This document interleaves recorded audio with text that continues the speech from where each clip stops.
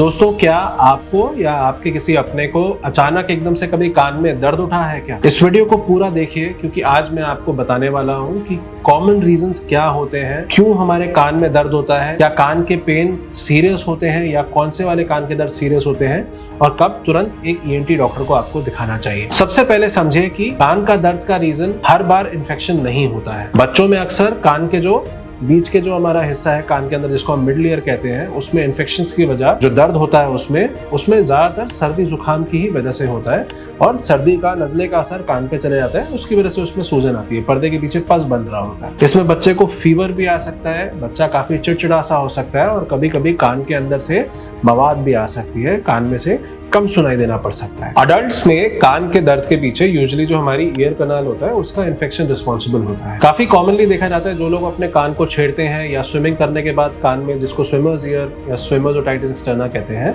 तो इस नमी की वजह से कान के अंदर, कान को छेड़ने की वजह से कान की बाहर की खाल में इन्फेक्शन हो जाता है, जिसकी वजह से कान में काफी दर्द होता है। कान छूने पर दर्द बढ़ जाता है, यहाँ पर छेड़ने पर एकदम से कान में दर्द महसूस होता है, कभी कभी हल्की सी स्वेलिंग या डिस्चार्ज भी हो सकता है ऐसी कंडीशंस में। लेकिन एक इंटरेस्टिंग बात यह है कि हर बार कान ही रिस्पॉन्सिबल नहीं होता है कान के दर्द के लिए। कई बार कान देखने में बिल्कुल नॉर्मल दिखता है, बट मरीज काफी ज्यादा पेन महसूस कर रहा होता है। ऐसा दांत की प्रॉब्लम्स की वजह से, कई बार विजडम टूथ निकल रहा होता है, कोई दांत उग रहा होता है, उसकी वजह से भी हो सकता है। कई बार थ्रोट के, गले के इन्फेक्शंस की वजह से भी कान में दर्द जा सकता है, या जो जबड़े का जोड़ होता है उसका दर्द भी हमारे कान में जा सकता है, जिसकी वजह से मुंह खोलते समय, चबाते समय भी हमारे को कान में काफी तकलीफ हो सकती है। इस पेन को एक्चुअल में रेफर्ड ओटैल्जिया कहते हैं, यानी कहीं और का दर्द कान में महसूस हो रहा हो नस की वजह से। कई बार मांसपेशियों की वजह से भी ये दर्द हो सकता है। अगर कान के दर्द के साथ सुनाई भी कम हो रही है, चक्कर आ रहे हैं, फेस में सूजन आ रही है और दर्द काफी ज्यादा दिन तक रह रहा है, 2-3 दिन में भी दवाई खाने के बावजूद भी दर्द नीचे नहीं आ रहा है, तो ऐसे दर्द को कभी भी इग्नोर नहीं करना चाहिए।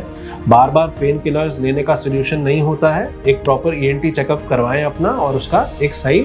डायग्नोसिस पर निकले। कई सारे डायबिटिक पेशेंट्स में भी कान में कई बार छेड़ने की वजह से दर्द उठ सकता है, और अगर स्पेसिफिकली वो दर्द अगर रात को बढ़ रहा है, कान में से मवाद आ रही है, चेहरे का तिरछापन भी हो रहा है, या काफी ज्यादा पेन रह रहा है, तो ऐसे केसेस में कई बार बीमारी होती है जिसको हम मैलिग्नेंट ओटाइटिस एक्सटर्ना कहते हैं, या फिर स्कल बेस ऑस्टियोमाइटिस।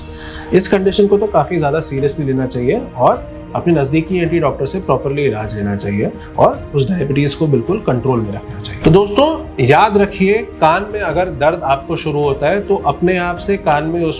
में तेल की बूंदें, ये सब चीजें ना डालें। कोई भी ड्रॉप्स या कान में कोई पिन या कोई कान की ईयरबड जैसे डाल के कान को साफ करने की कोशिश ना करें, उससे और ज्यादा दिक्कत बढ़ सकती है। कान की खाल और कान अंदर से भी काफी ज्यादा एक डेलिकेट ऑर्गन है, और ये एक्चुअल में आपकी सुनाई के लिए रिस्पॉन्सिबल है, चक्कर के लिए रिस्पॉन्सिबल हो सकता है अगर आप उसको सही तरीके से हैंडल नहीं करते। तो इसलिए यदि आपको कोई भी कान में दिक्कत होती है तो एक नजदीकी ईएनटी डॉक्टर के पास जाके मिले और एक सही इलाज लें, जिससे आपको फायदा होगा, एक सही निष्कर्ष पे पहुंच के सही ट्रीटमेंट मिलेगा, और जल्द से जल्द आपका कान नॉर्मल हो जाएगा, आपका दर्द वर्द गायब हो जाएगा, खुजली, मवाद आना, कम सुनाई देना, ये सब गायब हो जाएगा।